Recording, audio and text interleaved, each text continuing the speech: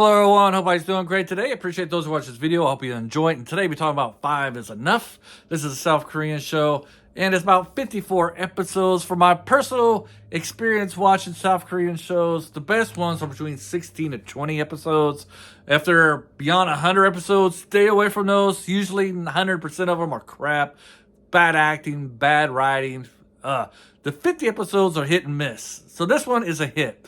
If you don't know what 5 is Enough is about, it's about a woman who's a divorcee. Her husband cheated on her. She has 3 children. Our man here, the leading, our man here, sorry, I'm going through one take on this one. Our man here, our male lead, he has 2 children and his wife died, so he's a widower.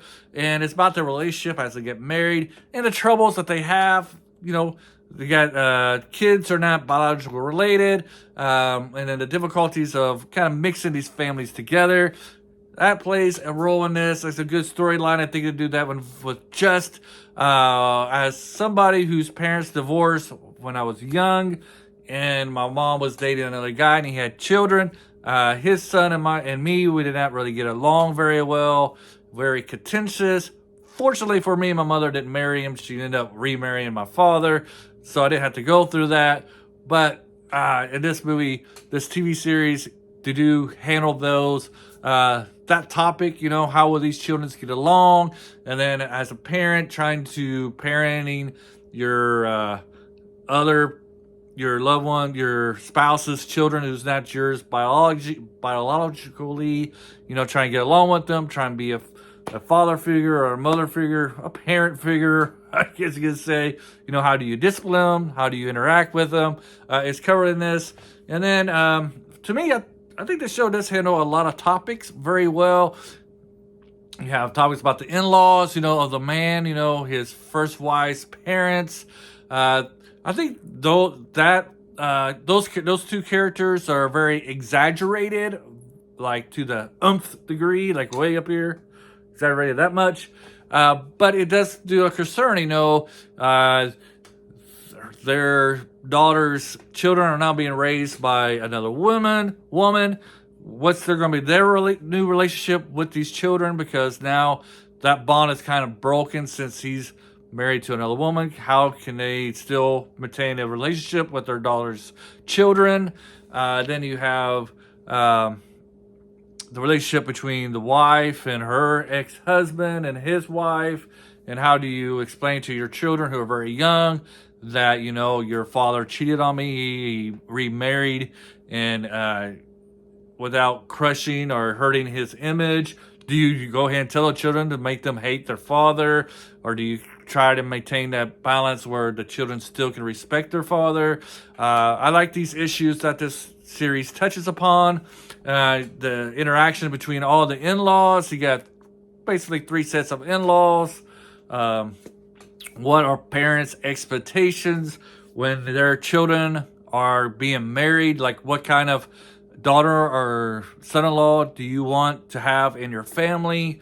How do you handle that if you don't like the person that they're going to marry, that they're in a relationship with? How do you handle that situation? What is the expectations of your children? How do you raise them?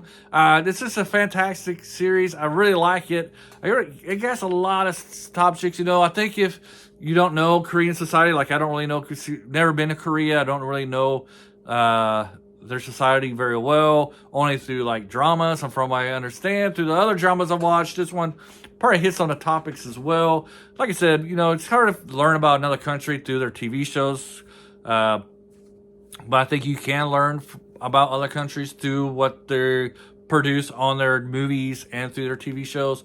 I'm sure a lot of these topics are exaggerated because you're trying to make it entertaining, but if you kind of can see through the exaggeration parts and kind of cut off that fat, I think you can get a pretty good idea of Korean society through this movie, especially about their view on families, why you get married, how you raise your children, what's your expectation of the children, what's the children's expectations of their parents, how do the in-laws interact with each other. Like some of the interactions between the in-laws, there has to be very exaggerated, but a lot of them are realistic, and you get a really see that happening because, hey, they happen here in America. There's nothing from watching this from Korean society and American society. There's not very many differences. I mean, American parents, what they were like. We like to say we're playing it cool all the time. We do care about who our children married, who they interact with, who the new in-laws are going to be. If you're a person in upper middle class, you don't want your child to marry a daughter or a son of a family that's on meth or drugs all the time, right? Or crooks. So, you want their family to be respectable too. You want to be able to get along with your in-laws. You hope your in-laws treat your child like you treat, your own child. And, so, there's not very many differences. I do recommend this one. I got this one, Kakawa Plus, or I think that's how you pronounce it. It might be on other apps. It's 54 episodes. It's very well. I like that they get married around episode. They do get married before the ending.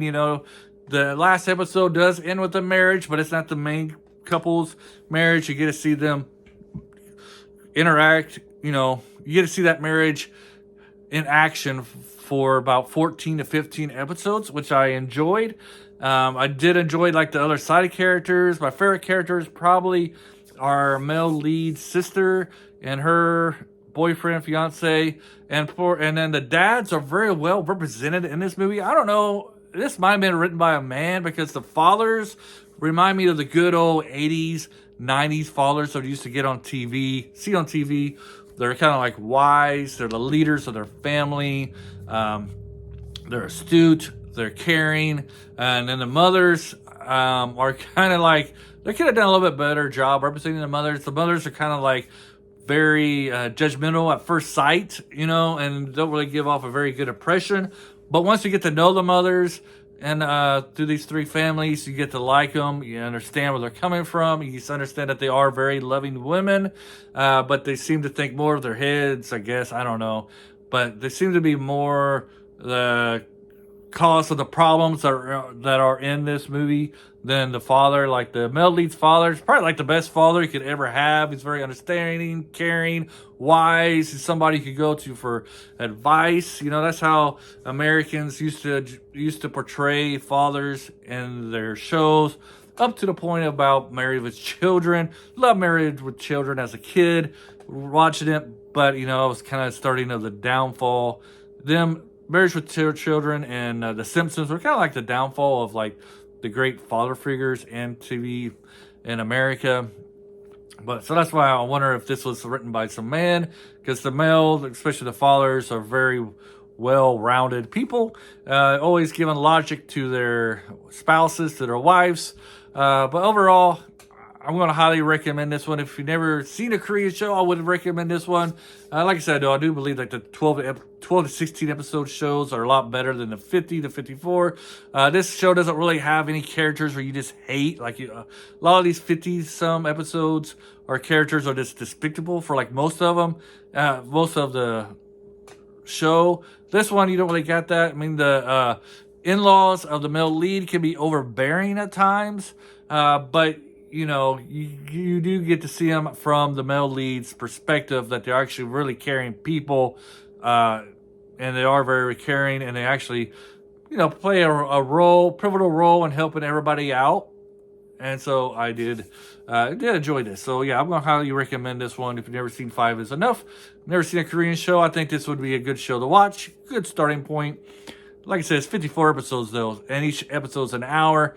So it could be what was it say? Could be a chore getting through them all, but I think you would enjoy it by episode 54. Hopefully everybody enjoyed this. Have a great day, and bye.